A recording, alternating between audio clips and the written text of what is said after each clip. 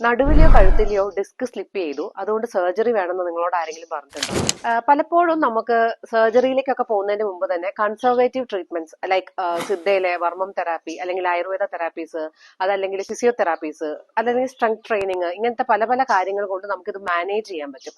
And alignment correct ചെയ്യുന്ന രീതിയിലുള്ള തെറാപ്പീസുകളുണ്ട്. അപ്പൊ ഇതൊക്കെ ആദ്യം ചെയ്ത് നോക്കിയിട്ട് നമുക്ക് അതിലൊന്നും പറ്റാത്ത രീതിയിലുള്ള കുറെ സിവിയർ കണ്ടീഷൻ ആണെങ്കിൽ മാത്രമേ ഈ സർജറിക്കൊക്കെ പോകേണ്ടതുള്ളൂ.